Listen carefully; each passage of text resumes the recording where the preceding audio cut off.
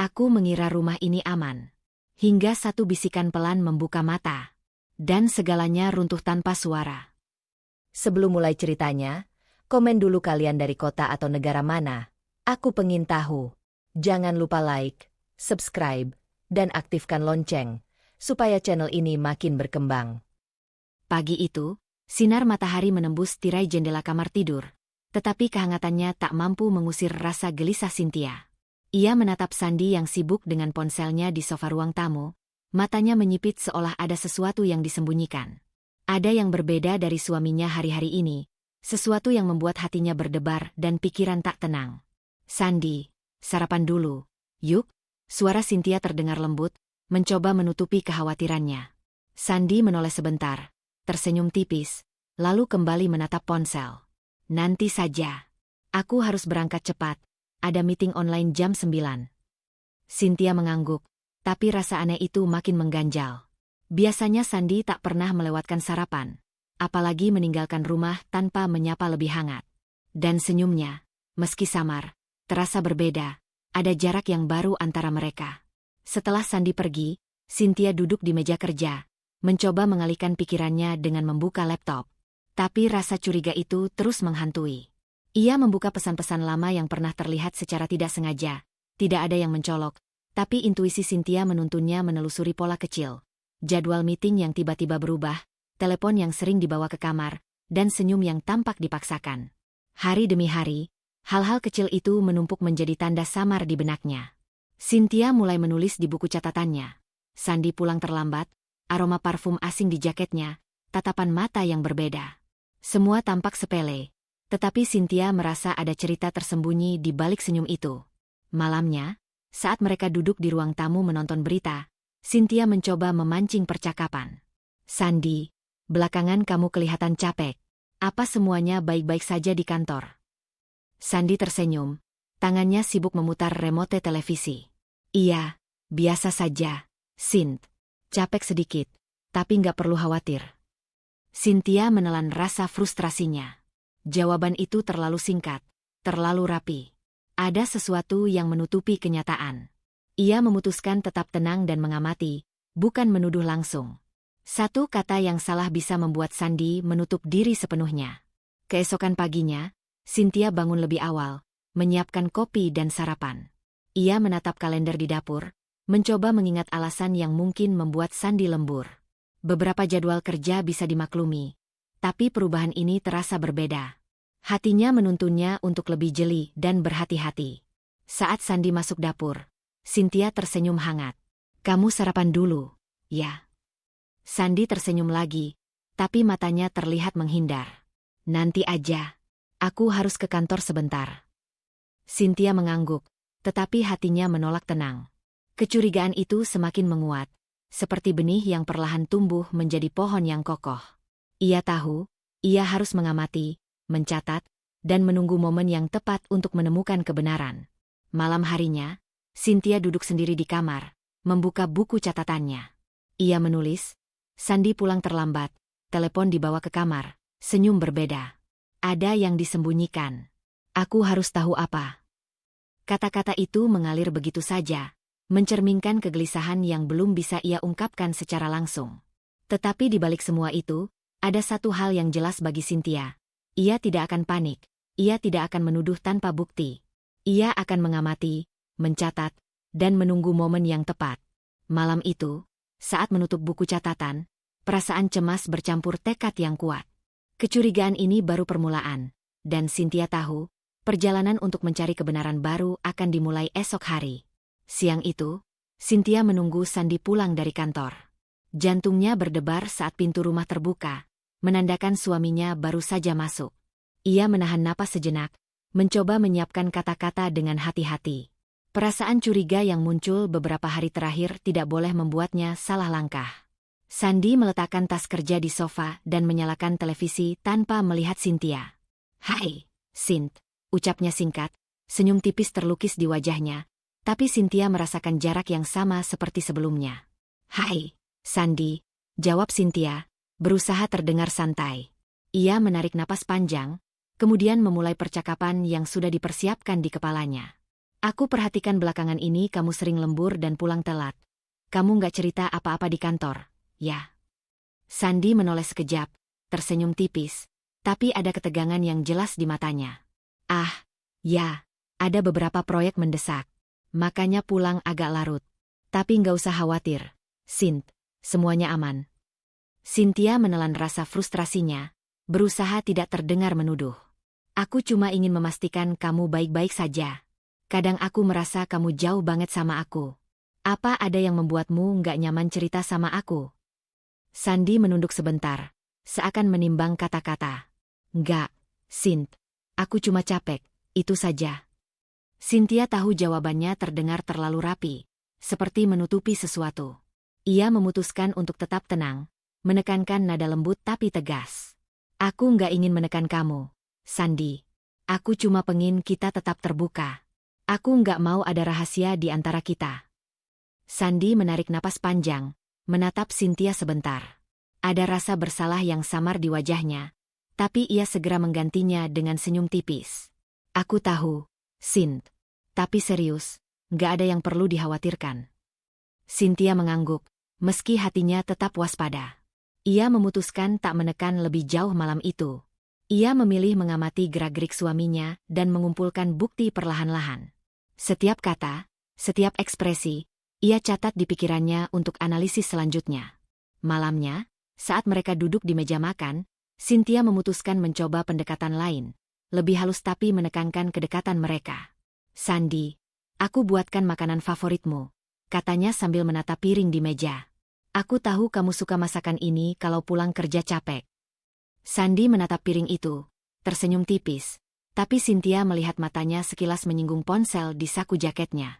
Ada gerakan kecil yang membuat hati Cynthia mencatat lagi sesuatu.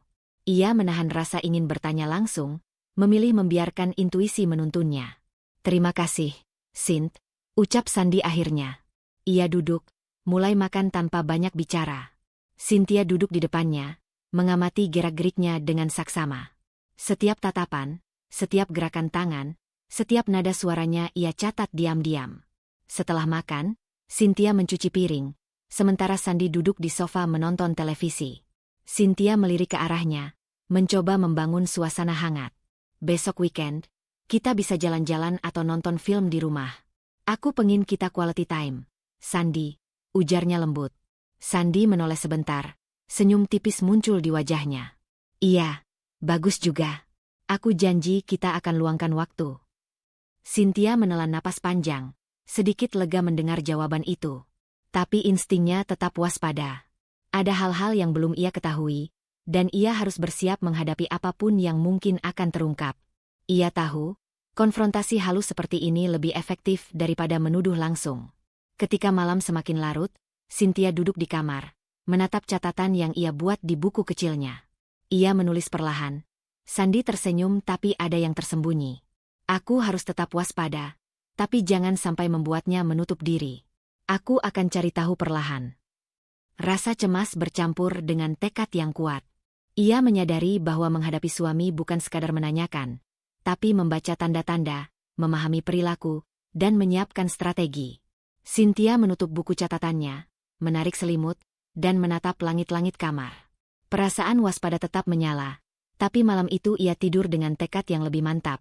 Esok hari, ia akan terus mengamati, mencari bukti, dan menyiapkan langkah berikutnya.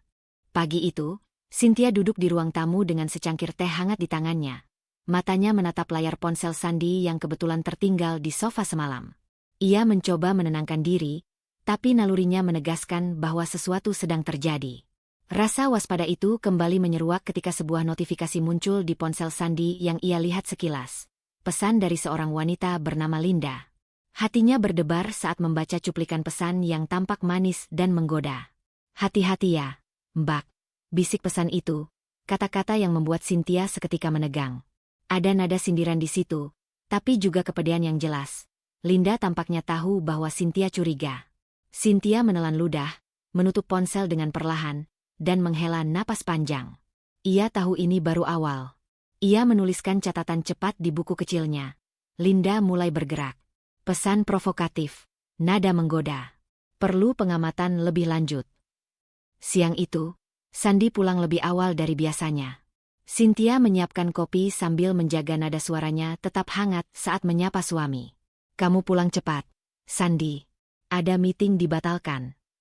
Sandi tersenyum tipis, menaruh tasnya, tapi matanya sekilas menyinggung ponselnya yang kini ada di meja. Iya, meetingnya dibatalkan. Lumayan bisa pulang lebih cepat. Cynthia menahan diri untuk tidak terlihat cemas. Ia sengaja menaruh ponsel Sandi sedikit terbuka, berharap bisa menangkap sinyal gerak-gerik yang aneh. Setiap gerakan Sandi dicatatnya di pikiran. Cara ia menunduk saat melihat layar, nada suaranya saat bicara, cara ia tersenyum tipis tapi tidak sepenuhnya hangat. Malam harinya, Cynthia duduk di ruang tamu menyiapkan makan malam. Ponsel Sandi bergetar beberapa kali, dan ia melihat nama Linda muncul lagi. Hatinya mengencang, tetapi ia tetap tenang. Ia tahu, ia harus mengumpulkan bukti sedikit demi sedikit. Saat Sandi duduk di meja makan, Cynthia menatapnya dengan lembut. Sandi, kamu kelihatan capek. Mau aku masakan minuman hangat? Sandi menerima gelas teh dari Cynthia, tersenyum tipis. Makasih, Sin. Aku cuma capek aja. Cynthia mencatat setiap kata, setiap nada suara, setiap gerakannya. Bukti kecil itu penting. Sebuah pola yang akan membantunya memahami apa yang sebenarnya terjadi. Ia tahu, jika ia bertindak terlalu cepat, Sandi bisa menutup diri sepenuhnya, dan Linda akan semakin berani. Beberapa hari kemudian, Cynthia sengaja menaruh ponsel Sandi di ruang tamu saat suaminya mandi. Tidak ada yang ia lakukan selain menunggu tanda-tanda kecil. Dan benar, pesan baru muncul dari Linda. Kamu nggak sendirian, kan? Hehe. Nada menggoda itu membuat hati Cynthia panas, tapi ia menahan emosi. Cynthia menulis catatan panjang malam itu. Pesan Linda semakin sering dan menggoda.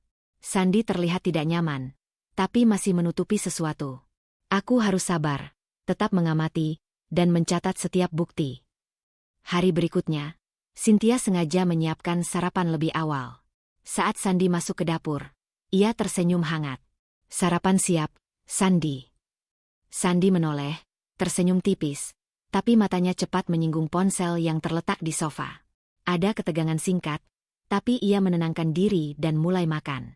Cynthia duduk berseberangan, menatap suaminya dengan teliti, mencoba menangkap setiap ekspresi kecil yang menandakan kegelisahan. Malamnya, setelah makan, Cynthia duduk di ruang tamu dengan buku catatan di tangan. Ia menulis, Linda semakin agresif, Sandi terlihat gelisah tapi menutupinya. Harus mencari cara lebih cermat untuk mendapatkan bukti.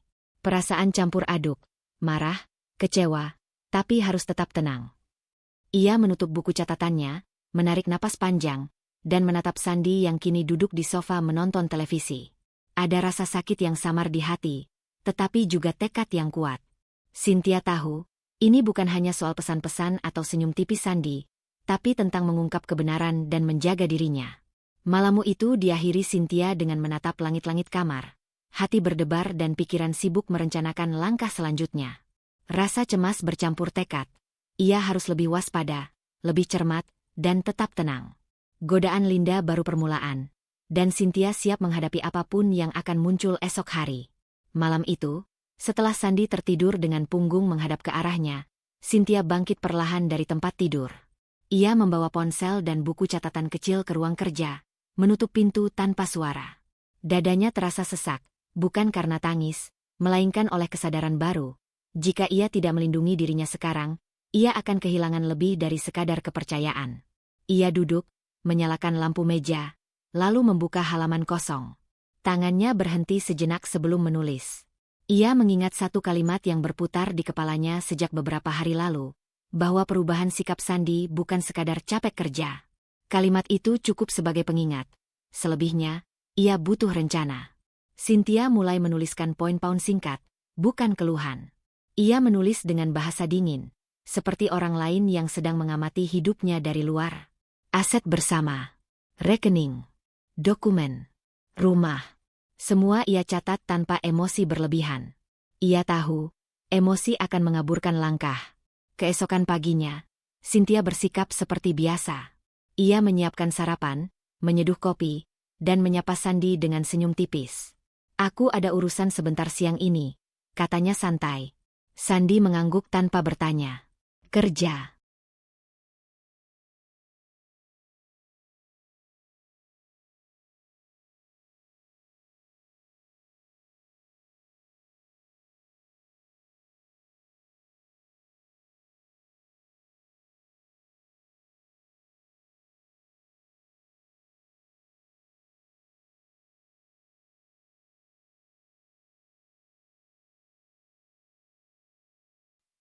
Ya, jawab Cynthia. Satu kata. Cukup.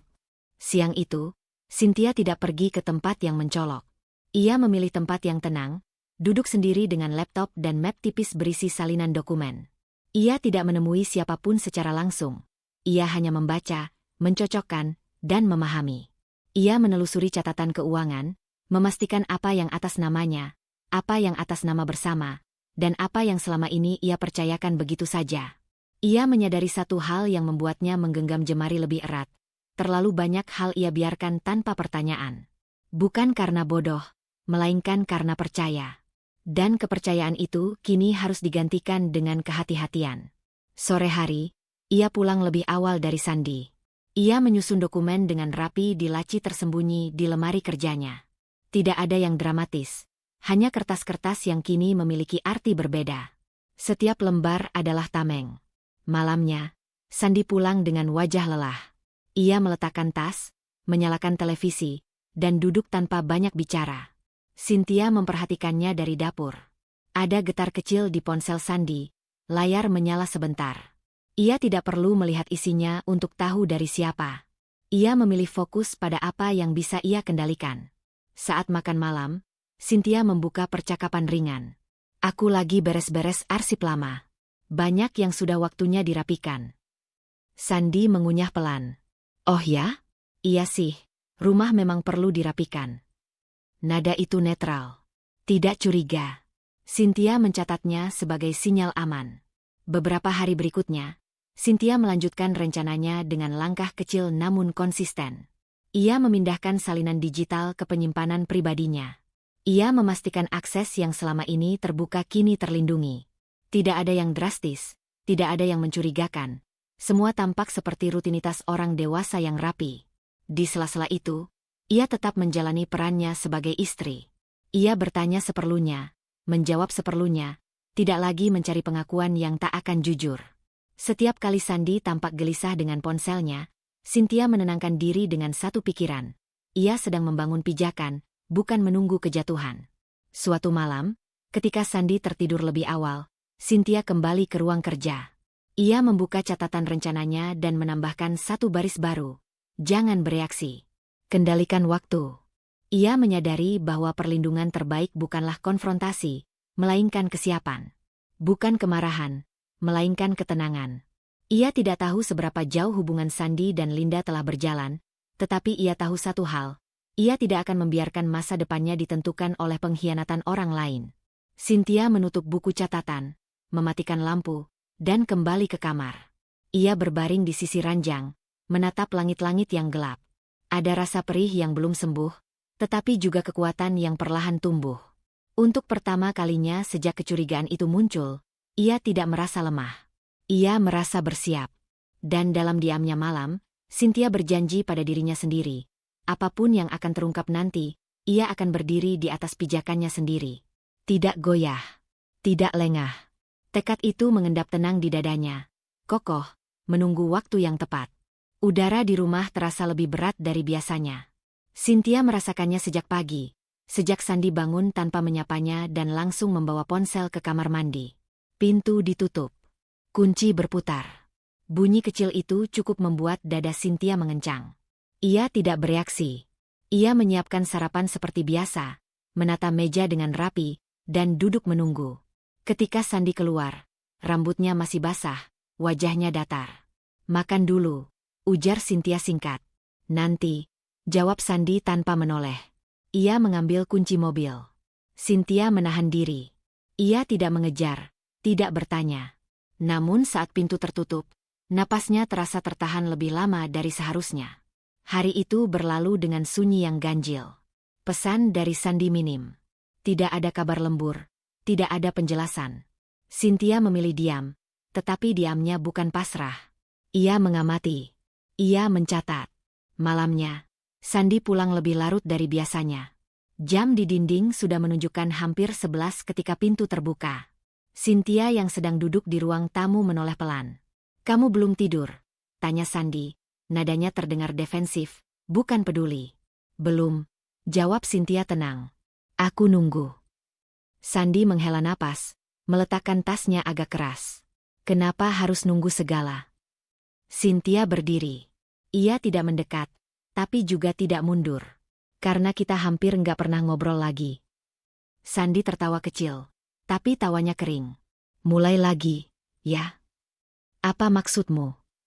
Cynthia menatapnya lurus. "Kamu berubah, Sint," kata Sandy. "Sekarang apa-apa kamu curigai. Aku pulang telat, kamu pasang wajah dingin. Aku pegang ponsel, kamu perhatiin terus." Cynthia menarik napas. "Aku cuma ingin tahu apa yang terjadi sama suamiku." "Justru itu," suara Sandy meninggi. "Kamu kebanyakan mikir. Terlalu curiga. Aku kerja buat kita. Tapi kamu seolah-olah aku melakukan hal aneh." "Kamu memang melakukan hal aneh," balas Cynthia, kali ini tanpa senyum. "Kamu menjauh. Kamu berubah." Sandy mendekat satu langkah. "Atau kamu yang berubah? Kamu jadi suka mengawasi. Sejak kapan kamu begini, Sint?" "Sejak aku merasa kamu menyembunyikan sesuatu," pikir Cynthia, tapi tidak ia ucapkan. Ia tahu kata itu akan menjadi bensin. "Aku cuma minta kejujuran," katanya pelan. "Dan aku sudah jujur." Sandy mengusap wajahnya dengan kasar. "Capek kerja bukan dosa, kan?" Cynthia terdiam. Ia menimbang kata-kata, memilih diam daripada terpancing. Tapi diamnya justru membuat Sandy semakin kesal. "Kenapa kamu nggak jawab?" Sandy menatapnya tajam. "Karena apapun yang aku bilang sekarang, kamu sudah memutuskan aku berlebihan," jawab Cynthia lirih. Keheningan jatuh di antara mereka. Televisi masih menyala, menampilkan suara-suara yang terasa asing di tengah ruang tamu mereka sendiri. Sandy mengambil ponselnya dari saku. Layar menyala. Tangannya refleks memiringkan layar menjauh dari Cynthia. Gerakan itu kecil, tapi cukup. Cynthia menunjuk tanpa menyentuh. "Itu." Sandy menoleh cepat. "Apa?" "Cara kamu menyembunyikan ponselmu." "Itu refleks," bantah Sandy. "Kamu lihat sendiri, kan? Kamu cari-cari." Cynthia menggeleng pelan. "Aku tidak mencari. Aku melihat." Sandy tertawa pendek. "Lihat? Atau menafsirkan?" Kata itu menusuk. Cynthia merasakan panas di tengkuknya, tapi ia menahan diri. Ia tahu, jika ia kehilangan kendali sekarang, semua yang sudah ia siapkan akan runtuh. "Aku lelah, Sint," kata Sandy akhirnya. "Kalau kamu terus begini, aku juga nggak nyaman di rumah." Kalimat itu menggantung di udara, berat dan dingin. Cynthia menatapnya, mencoba membaca wajah yang dulu begitu ia kenal. "Aku juga lelah," jawabnya. "Lelah merasa sendirian meski kita tinggal serumah." Sandy tidak menjawab. Ia berjalan menuju kamar, meninggalkan Cynthia berdiri di ruang tamu. Pintu kamar tertutup. Tidak dibanting, tapi cukup tegas untuk menunjukkan jarak. Cynthia duduk perlahan di sofa. Tangannya gemetar, bukan karena marah, tapi karena bingung. Ia bertanya pada dirinya sendiri, apakah ia terlalu cepat menilai, atau justru terlalu lama menunggu. Ia mengingat semua perubahan kecil itu, semua pesan yang muncul dan menghilang, semua senyum yang tidak lagi sampai ke mata. Tuduhan Sandy masih terngiang. Terlalu curiga. Cynthia menutup matanya. Ada ketegangan yang belum meledak, dan ia tahu ini bukan akhir dari pertengkaran. Ini baru permukaan dari sesuatu yang lebih dalam. Malam itu, rumah terasa sempit meski tak ada yang berubah secara fisik. Cynthia duduk dalam diam, perasaannya bercampur antara ragu dan keyakinan. Ia tidak tahu langkah apa yang akan diambil Sandy selanjutnya, dan ketidaktahuan itu membuat dadanya semakin sesak. Pagi itu, Cynthia tidak langsung membersihkan rumah seperti biasanya.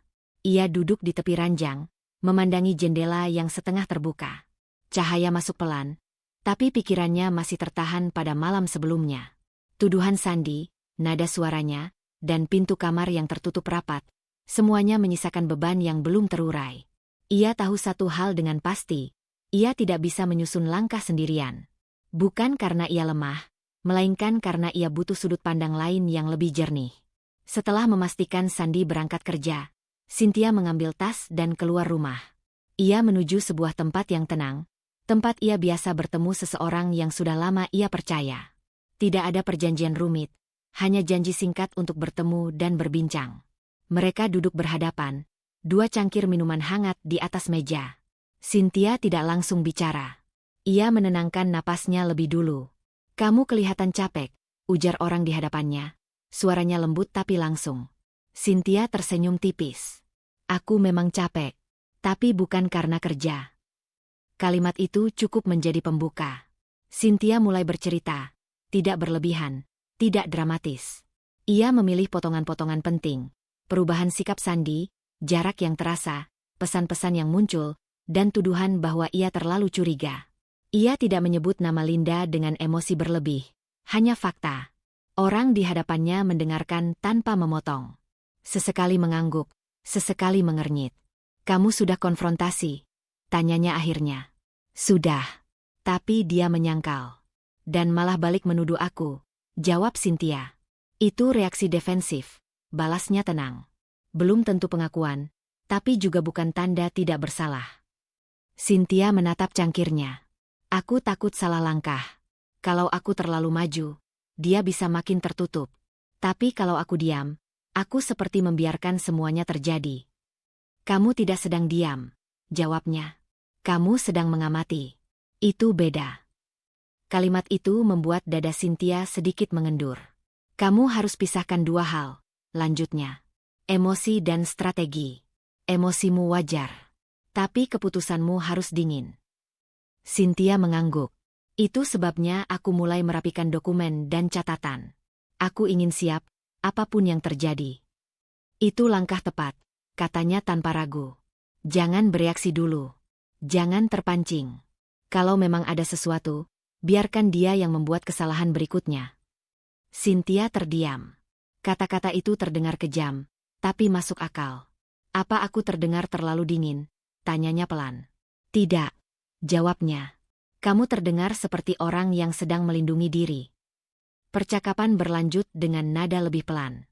Mereka membicarakan batasan, apa yang sebaiknya Cynthia lakukan dan apa yang sebaiknya ia hindari. Jangan memeriksa ponsel secara terbuka. Jangan memancing pertengkaran. Jangan mengancam.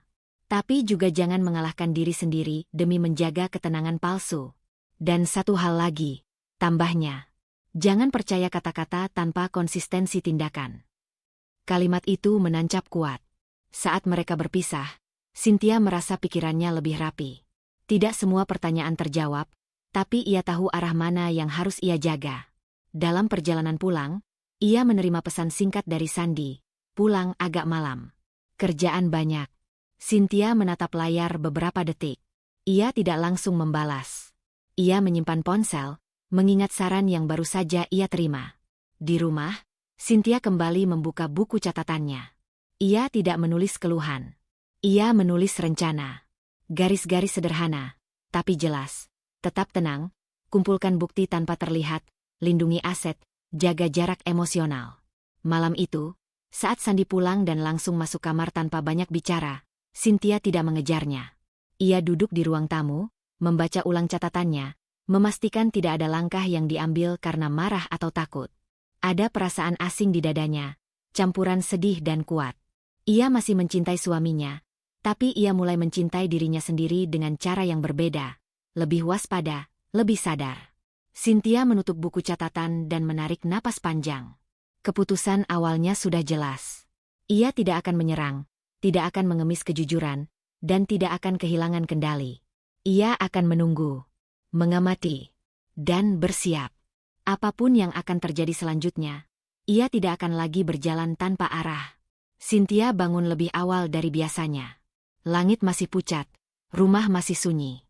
Ia duduk di tepi ranjang beberapa detik, memastikan napasnya stabil. Hari ini bukan hari untuk ragu. Semua yang akan ia lakukan sudah dipikirkan matang, bukan terburu-buru, bukan karena emosi, melainkan karena kebutuhan untuk aman.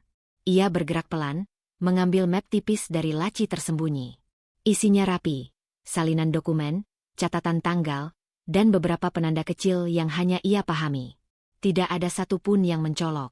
Semua terlihat seperti urusan administrasi biasa. Sandy masih tertidur.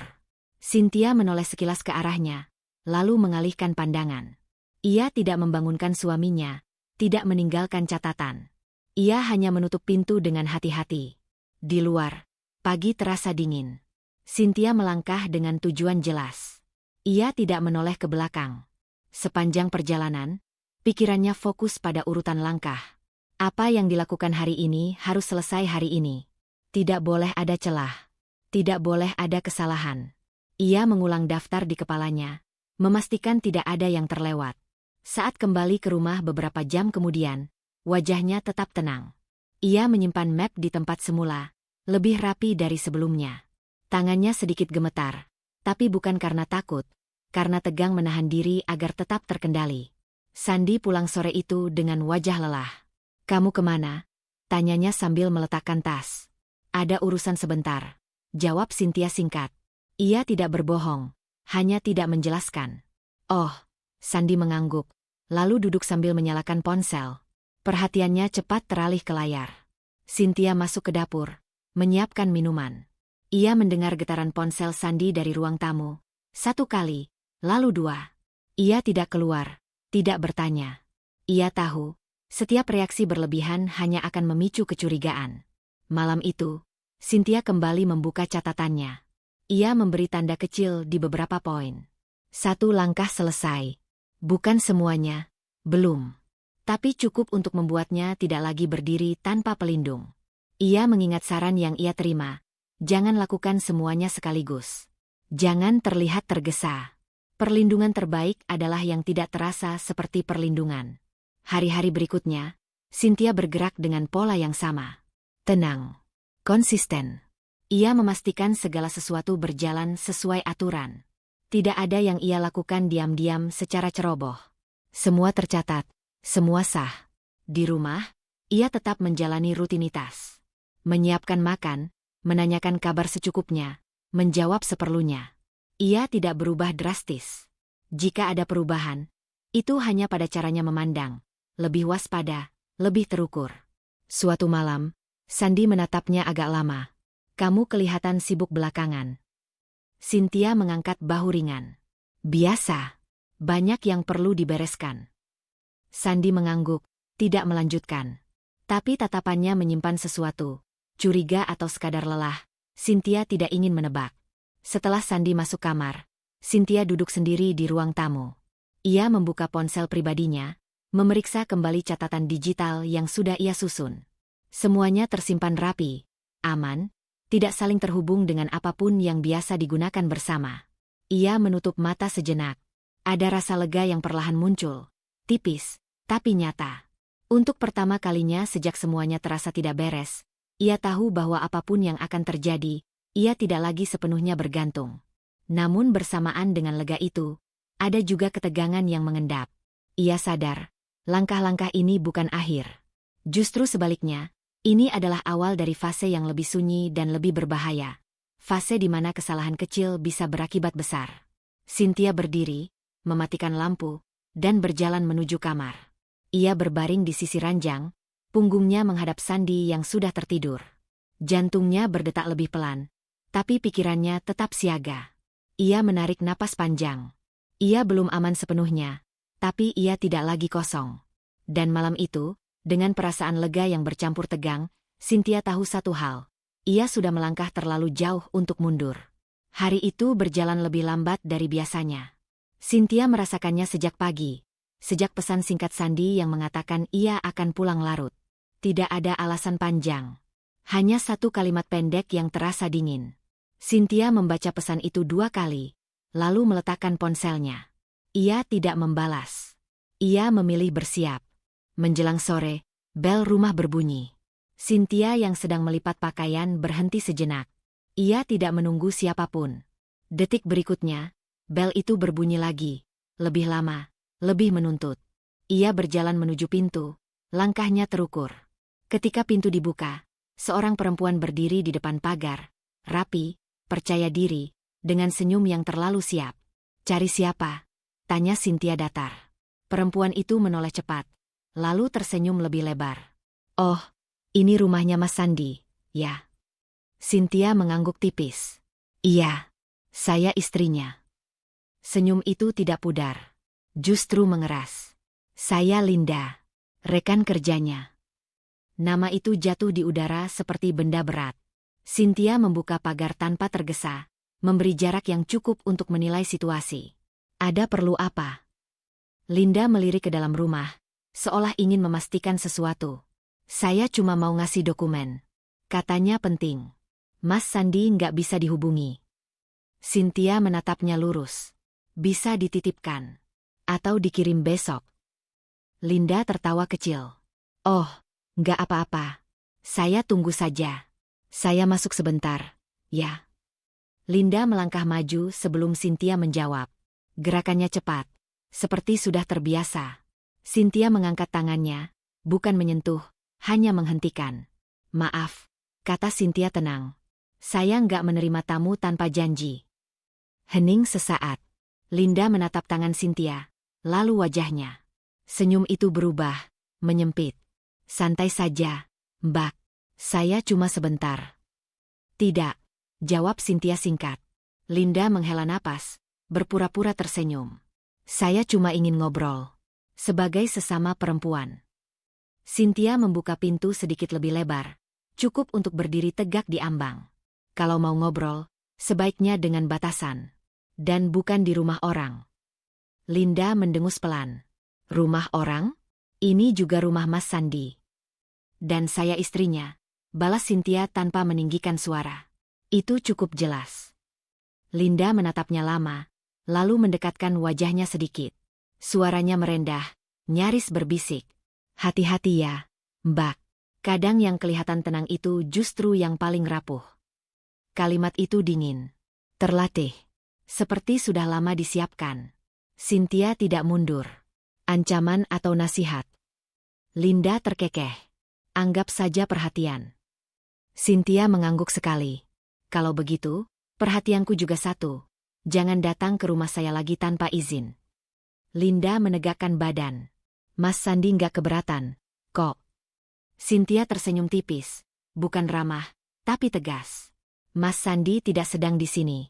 Dan selama saya ada, keputusan itu di tangan saya."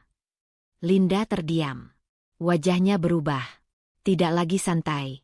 "Kamu terlalu percaya diri. Dan kamu terlalu berani," balas Cynthia cepat. Hening kembali. Angin sore bergerak pelan. Linda menarik napas, lalu tersenyum lagi, kali ini tanpa kehangatan. "Baiklah. Saya titipkan saja pesannya. Bilang ke Mas Sandi, saya sudah ke sini." "Tidak perlu," jawab Cynthia. "Saya tidak menyampaikan pesan pribadi." Linda menatapnya tajam. "Kamu pikir kamu menang?" Cynthia tidak menjawab. Ia hanya menatap balik, tenang, tidak terpancing. Keheningan itu cukup menjadi jawaban. Linda akhirnya melangkah mundur. "Kita akan bertemu lagi," katanya sambil membalikkan badan. Cynthia menutup pagar perlahan, memastikan terkunci. Tangannya baru terasa dingin setelah semuanya selesai. Ia berdiri beberapa detik di balik pintu, menenangkan napas. Jantungnya berdetak cepat, tapi pikirannya jernih. Tidak ada teriakan. Tidak ada adegan berlebihan. Namun garis batas sudah ditarik. Jelas, tegas. Saat Sandi pulang malam itu, Cynthia menyambutnya seperti biasa. Tidak langsung bertanya. Tidak menyebut nama Linda. Ia menunggu waktu yang tepat. Namun ketika ia berbaring malam itu, menatap gelap kamar, bayangan senyum Linda kembali muncul. Ada ketegangan yang belum selesai. Ada rasa tidak nyaman yang mengendap, bukan karena takut, melainkan karena ia tahu. Langkah Linda memasuki rumah bukan kebetulan. Cynthia menarik selimut lebih tinggi, menahan napas. Ia belum tahu kemana arah semua ini, tapi satu hal pasti, garis sudah dilanggar. Dan sejak saat itu, tidak ada lagi yang bisa kembali seperti semula. Cynthia tidak langsung bergerak setelah kejadian sore itu. Ia tahu, emosi adalah musuh paling berisik. Maka ia memilih diam, bukan pasrah, melainkan menunggu celah.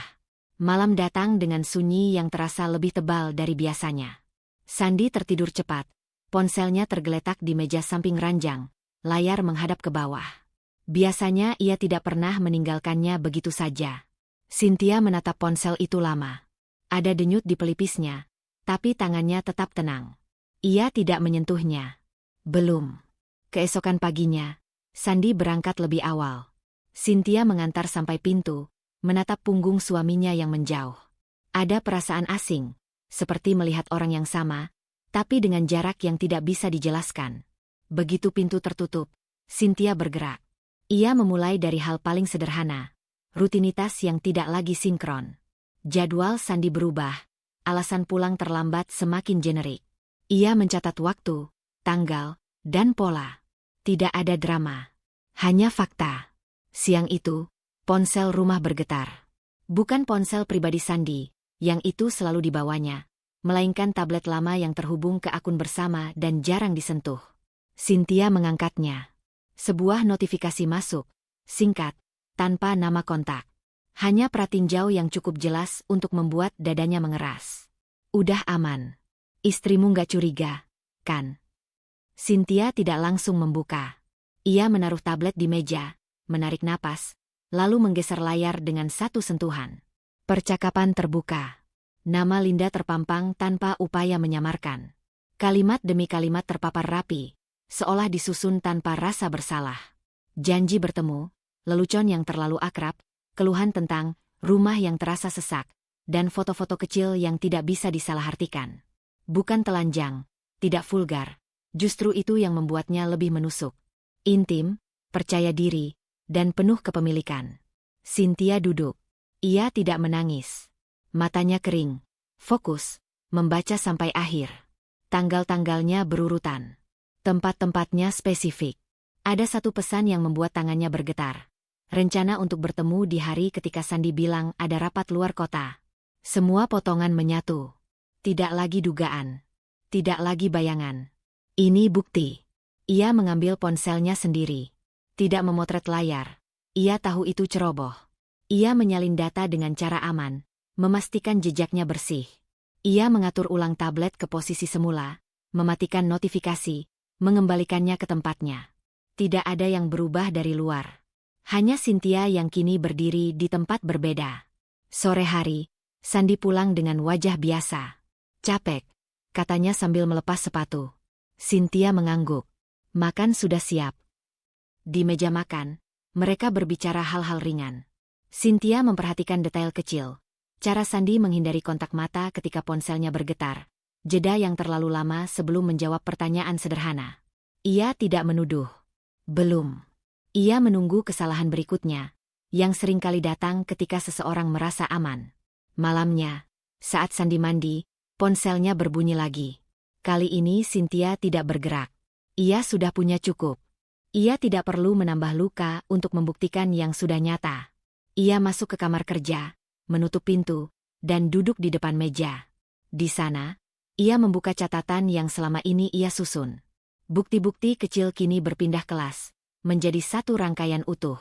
Ia menyusun kronologi, menandai pesan, tanggal, dan kebohongan yang menyertainya. Strategi bukan lagi soal jika. Ini soal kapan. Ada momen ketika dadanya terasa sempit. Bukan karena rindu, melainkan karena marah yang tertahan. Marah karena dibodohi. Marah karena rumah yang ia jaga berubah menjadi tempat transit kebohongan. Namun di bawah marah itu, ada sesuatu yang lebih dingin, tekad. Cynthia berdiri, menatap pantulan dirinya di kaca. Wajahnya terlihat tenang, tapi matanya tidak. Cukup, bisiknya pada bayangan sendiri. Ketika Sandi keluar dari kamar mandi, ia mendapati Cynthia sudah berbaring. Lampu mati. Suasana normal. Terlalu normal. Ia tidak tahu bahwa malam itu, keseimbangan telah bergeser. Cynthia memejamkan mata, membiarkan napasnya pelan. Ada getaran kecil di ujung jarinya. Bukan ragu, melainkan kesiapan. Bukti sudah di tangan. Tidak ada lagi ruang untuk menyangkal. Yang tersisa hanyalah memilih langkah dengan presisi. Di gelap, ia merasakan campuran emosi yang tajam. Terkejut oleh kejelasan, marah oleh pengkhianatan, dan tenang oleh kepastian. Untuk pertama kalinya sejak kecurigaan itu muncul, Cynthia tahu arah yang akan ia ambil. Dan kali ini, ia tidak akan meleset. Cynthia memilih waktu yang tenang. Tidak pagi yang terburu-buru, tidak malam yang penuh kelelahan. Sore itu, hujan turun tipis, membuat rumah terasa tertutup dari dunia luar. Sandy baru saja duduk di ruang tamu, melepas dasinya, ketika Cynthia datang membawa 2 gelas air. Ia meletakkan 1 gelas di meja, 1 lagi di tangannya sendiri. Tidak ada senyum. Tidak ada nada basa-basi. "Sandy," katanya pelan. Sandy menoleh. "Iya. Aku mau bicara." Nada suara itu membuat Sandy mengangkat kepala sepenuhnya. "Soal apa?" Cynthia duduk berhadapan dengannya. Jarak mereka tidak jauh, tapi terasa asing. "Aku mau kamu jawab jujur, tanpa mengelak." Sandy tertawa kecil. "Kaku, kamu bikin tegang. Ada apa, sih?" Cynthia tidak menjawab langsung. Ia mengambil ponselnya, meletakkannya di meja, layar menghadap ke Sandy. 1 sentuhan. Percakapan itu muncul. Hujan di luar terdengar lebih jelas. Sandy menatap layar. Wajahnya berubah dalam hitungan detik. "Itu." "Jangan," potong Cynthia tenang. "Jangan jawab dulu. Baca sampai selesai." Sandy menelan ludah. Matanya bergerak cepat. Jari-jarinya mengepal. Ia membaca, berhenti, lalu menarik napas tajam. "Kamu ngintip aku." Cynthia mengangkat alis. "Itu yang kamu pilih? Bukan penjelasan." "Ini nggak seperti yang kamu pikir," kata Sandy cepat. "Linda cuma..." "Jangan sebut namanya seolah dia tidak nyata," ujar Cynthia. Suaranya tetap datar, tapi tegas. "Aku punya tanggal, tempat, pesan, foto. Kamu mau bantah yang mana dulu?" Sandy berdiri, berjalan mondar-mandir.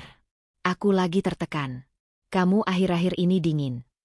Cynthia ikut berdiri. "Aku dingin karena kamu menjauh lebih dulu." "Itu cuma pelarian," Sandy membalas, suaranya meninggi. "Nggak ada niat serius."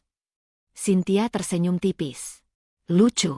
Karena dari yang kubaca, niatmu cukup konsisten." Sandy berhenti berjalan. Wajahnya memucat. "Kamu mau apa, sih?"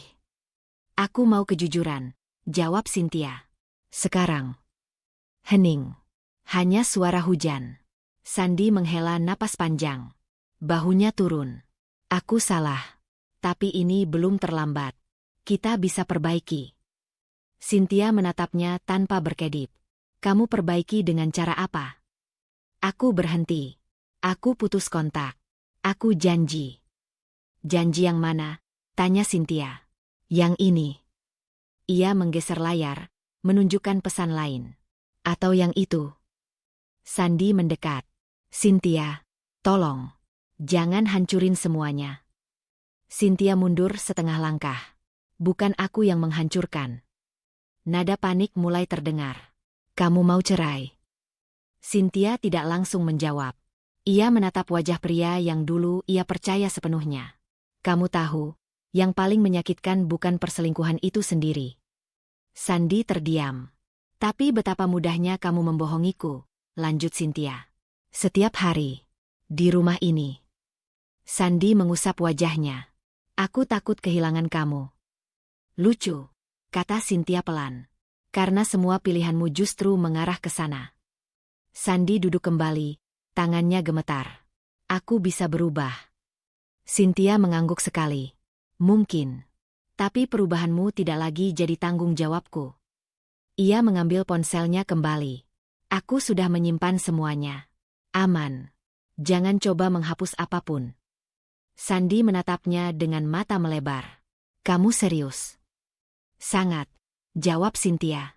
"Kamu sudah siap sejauh itu?" Suara Sandy hampir bergetar. Cynthia menarik napas. "Aku siap sejak kamu memutuskan untuk tidak jujur." Sandy bangkit lagi, kini jelas panik. "Tunggu. Kita bisa bicara. Jangan gegabah." Cynthia berdiri, menghadapnya lurus. "Aku tidak gegabah. Aku justru sangat tenang." Itu yang paling menakutkan bagi Sandy. Tidak ada teriakan. Tidak ada air mata. Hanya keputusan yang rapi. Aku butuh waktu, kata Sandi. Kamu sudah mengambil waktuku cukup lama, balas Cynthia. Ia melangkah pergi, meninggalkan Sandi di ruang tamu dengan wajah pucat dan napas tersengal. Di kamar, Cynthia menutup pintu perlahan, bersandar sebentar, merasakan jantungnya berdetak cepat, bukan karena ragu, melainkan karena keberanian yang akhirnya keluar. Di luar, hujan masih turun. Di dalam, keseimbangan telah runtuh. Dan kali ini, Cynthia berdiri di sisi yang kokoh, sementara Sandi mulai kehilangan pijakan. Pagi itu terasa berbeda. Bukan karena rumah menjadi sunyi, melainkan karena Cynthia bangun dengan kepala yang jernih. Tidak ada perdebatan semalam, tidak ada upaya Sandi untuk bicara lagi. Mereka berjalan di jalur masing-masing, saling menghindar, seperti dua orang asing yang kebetulan berbagi atap. Cynthia memanfaatkan itu. Ia duduk di meja makan dengan laptop terbuka, map-map tersusun rapi.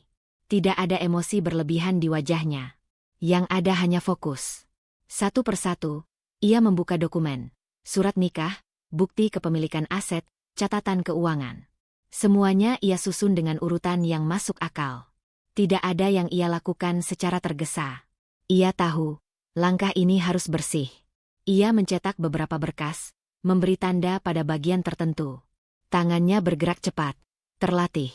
Ini bukan pertama kalinya ia berurusan dengan administrasi penting. Hanya saja kali ini taruhannya adalah hidupnya sendiri. Siang hari, Cynthia keluar rumah. Ia tidak memberitahu Sandi kemana ia pergi. Ia tidak merasa perlu. Dalam perjalanan, ia menatap keluar jendela, memperhatikan lalu lintas tanpa benar-benar melihatnya. Ada sedikit sesak di dada, bukan karena takut, melainkan karena menyadari bahwa keputusan ini tidak bisa ditarik kembali. Di ruang tunggu yang tenang, Cynthia duduk dengan punggung tegak. Ia menjelaskan situasinya singkat, jelas, tanpa drama. Fakta demi fakta ia sampaikan. Bukti-bukti yang ia bawa cukup berbicara. Ia tidak perlu meninggikan suara untuk menunjukkan bahwa ia terluka. Ini bisa diproses, kata seseorang di seberang meja. Dan posisi Anda cukup kuat. Cynthia mengangguk. Ia sudah memperkirakan itu. Yang ia butuhkan bukan penghiburan, melainkan kepastian langkah. Setelah pertemuan itu, ia berjalan keluar dengan map yang kini terasa lebih berat, bukan karena isinya bertambah, tetapi karena maknanya. Ia berhenti sejenak di depan gedung, menarik napas panjang. Angin siang menyentuh wajahnya. Ia tidak menangis. Ia hanya berdiri, membiarkan keputusan itu mengendap. Di rumah, Sandi ada di ruang tamu. Ia menoleh ketika Cynthia masuk. Wajahnya lelah, matanya merah, seperti kurang tidur. "Kamu dari mana?" tanyanya pelan. Cynthia meletakkan tasnya. "Mengurus sesuatu." "Apa?" Nada suara Sandi tegang. Cynthia menatapnya sebentar. "Hal-hal yang perlu dibereskan." Sandi menghela napas. "Kita bisa bicara lagi, kan?" "Kita sudah bicara," jawab Cynthia singkat. Ia masuk ke kamar kerja, menutup pintu. Di sana, ia melanjutkan pekerjaannya. Ia memindai dokumen, menyimpannya di penyimpanan pribadi, memberi label dengan tanggal dan keterangan yang jelas. Ia memastikan tidak ada satupun yang tertinggal atau tercampur. Sore menjelang, Cynthia duduk sendirian. Ada kelelahan yang akhirnya muncul, merayap pelan. Ia bersandar di kursi, memejamkan mata beberapa detik. Di benaknya, kilasan masa lalu lewat, bukan untuk disesali, melainkan untuk dilepaskan. Ia membuka mata dengan keputusan yang semakin kokoh. Malam itu, ia makan sendiri. Sandi tidak ikut. Tidak ada percakapan. Tidak ada tatapan. Keheningan terasa tebal, tapi tidak lagi menekan. Justru memberi ruang. Cynthia kembali ke kamar kerja, menuliskan daftar langkah berikutnya. Setiap poin ia tandai dengan cek kecil setelah dipastikan siap. Tidak ada keraguan. Tidak ada, bagaimana jika. Semua sudah dipertimbangkan. Sebelum tidur, ia berdiri di depan cermin. Wajahnya tampak lelah, tapi matanya tenang. Ia menyentuh pantulan itu sebentar, seolah meyakinkan dirinya sendiri bahwa ia masih utuh. Ia berbaring, mematikan lampu. Di gelap, ia merasakan campuran emosi yang kompleks. Sedih, ya, tapi tidak melumpuhkan. Ada kelegaan yang mulai tumbuh, pelan tapi pasti. Cynthia tahu, Proses ini tidak akan singkat. Akan ada hari-hari sulit ke depan.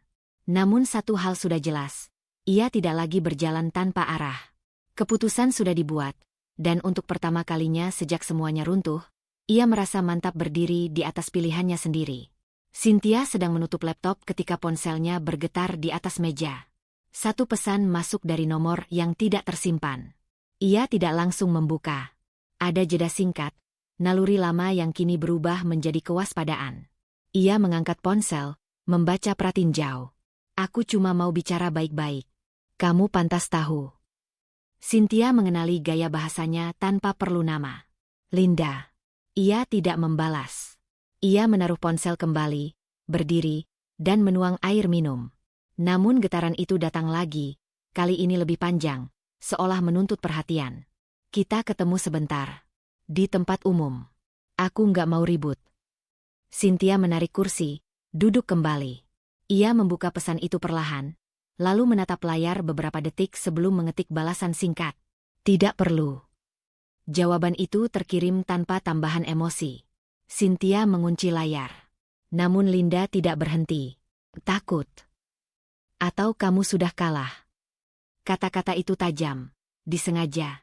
Cynthia merasakan panas kecil di dada, tapi ia tidak membiarkannya naik ke permukaan. Ia berdiri, berjalan ke jendela, menatap keluar. Ia tahu, provokasi selalu mencari reaksi. Dan ia tidak berniat memberikannya. Ponselnya bergetar lagi. Tenang saja. Aku bukan mau rebut apa-apa. Lagi pula, kamu tahu sendiri, kan, kenapa dia ke aku? Cynthia memejamkan mata sebentar. Kalimat itu bukan informasi baru. Itu umpan. Ia membuka pesan dan membalas satu kali lagi. Berhenti menghubungi saya. Beberapa menit sunyi. Cynthia mengira itu akhir. Ia salah. Jangan sok kuat. Kamu pikir kamu sendirian yang terluka? Cynthia tersenyum tipis, bukan karena lucu, tapi karena pola itu terlalu jelas. Linda ingin menggoyahkan keseimbangannya, ingin membuatnya terpancing untuk bereaksi emosional, marah, cemburu, atau meledak. Apapun, asal Linda merasa punya kendali. Cynthia tidak menjawab. Beberapa jam kemudian, saat Cynthia keluar rumah untuk membeli kebutuhan, ia melihat sosok yang sudah ia duga. Linda berdiri tidak jauh dari pintu masuk minimarket, berpura-pura sibuk dengan ponselnya. Ketika mata mereka bertemu, Linda tersenyum. Senyum yang sama seperti di depan pagar rumah waktu itu. Cynthia tidak berhenti. Ia melangkah masuk, mengambil barang yang dibutuhkan, lalu keluar dengan langkah yang sama tenangnya. Linda mendekat. Kita kebetulan ketemu, katanya ringan. Tidak, jawab Cynthia. Kamu menunggu. Linda terkekeh. Langsung ke inti. Ya, oke. Ia melipat tangan. Aku cuma mau bilang, jangan buat semuanya jadi rumit. Kamu bisa mundur dengan terhormat. Cynthia menatapnya datar. Mundur dari apa?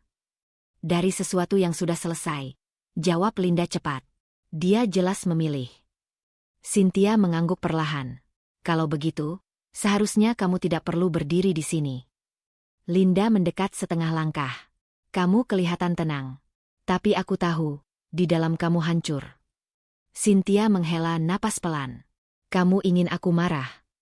Sedikit drama tidak akan membunuhmu, balas Linda. Drama tidak ada gunanya, kata Cynthia. Dan kamu salah orang. Linda menyipitkan mata. Kamu pikir kamu menang.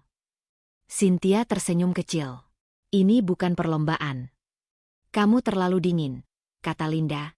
Nada suaranya meninggi. Makanya dia pergi. Cynthia tidak menjawab langsung. Ia merapikan tas belanja di tangannya. Kalau itu yang kamu yakini, simpan saja. Linda tertawa pendek, sinis.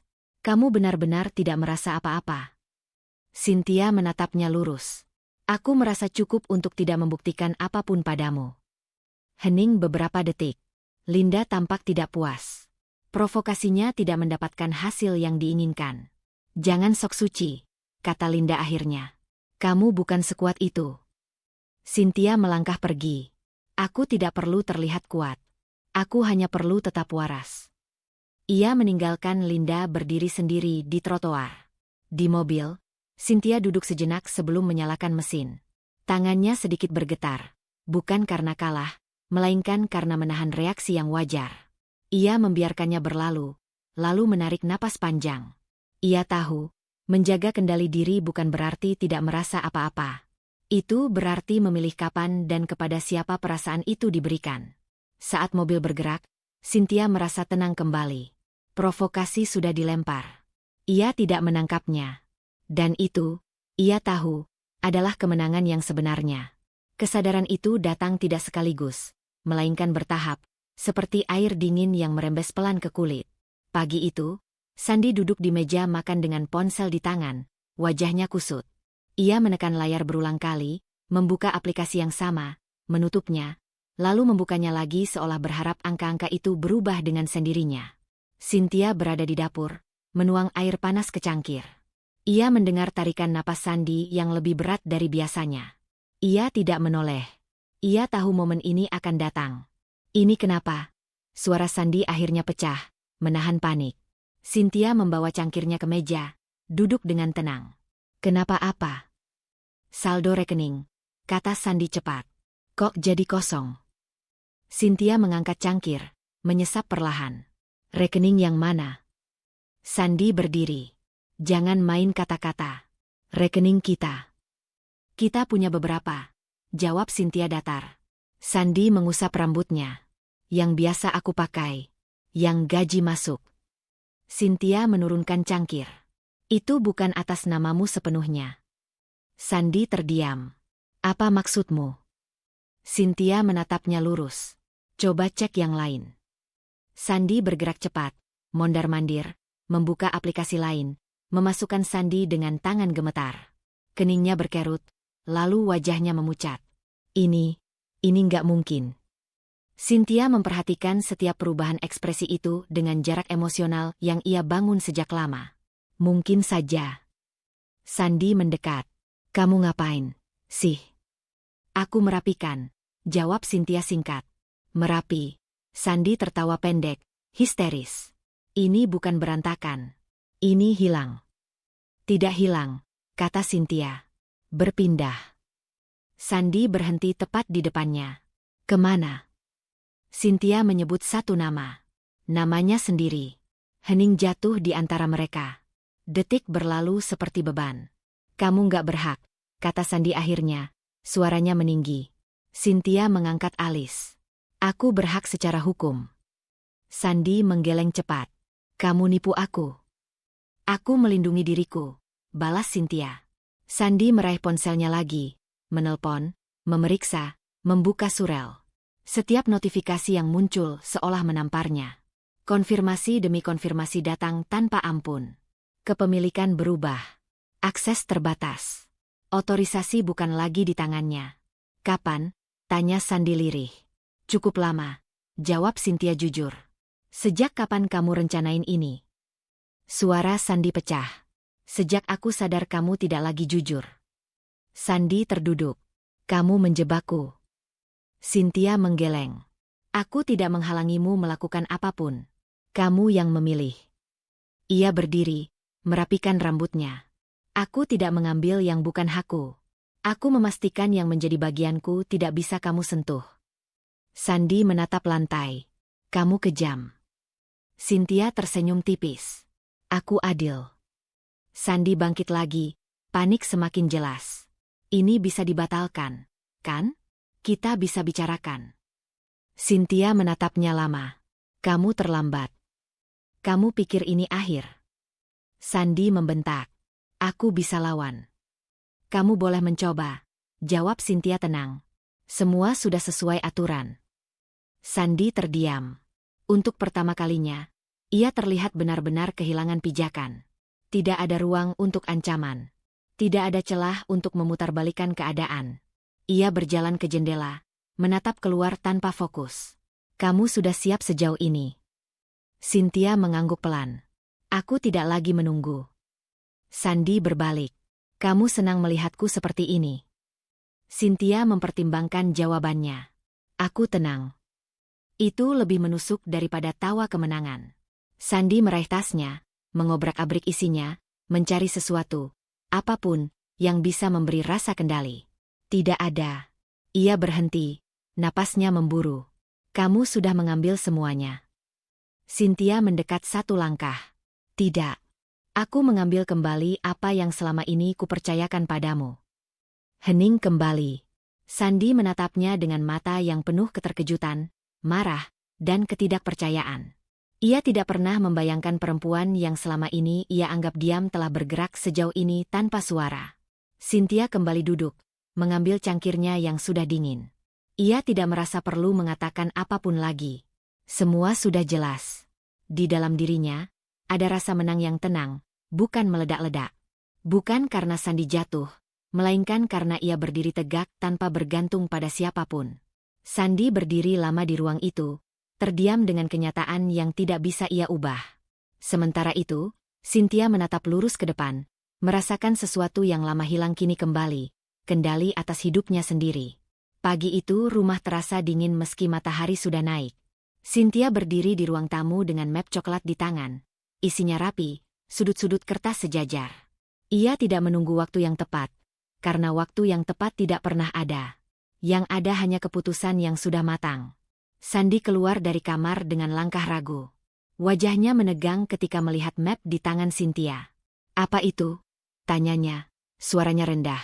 Cynthia meletakkan map di atas meja. "Dokumen perceraian." Hening jatuh. Sandy menatap map itu seolah benda asing yang bisa menggigit. "Kamu serius?" "Aku tidak bercanda sejak lama," jawab Cynthia tenang. Sandy mendekat, membuka map dengan tangan gemetar. Matanya bergerak cepat membaca. "Kamu sudah ajukan?" "Sudah," kata Cynthia. "Sesuai prosedur." Sandy mengangkat kepala, panik mulai terlihat jelas. "Kita masih bisa bicarakan ini. Aku salah, tapi kamu memilih mengulanginya," potong Cynthia. "Dan aku memilih berhenti." Sandy menggeleng. "Ini rumah kita." Cynthia mengangguk. "Dulu. Sekarang, ini rumahku." Sandy tertawa pendek, getir. "Kamu berubah." Cynthia menatapnya lurus.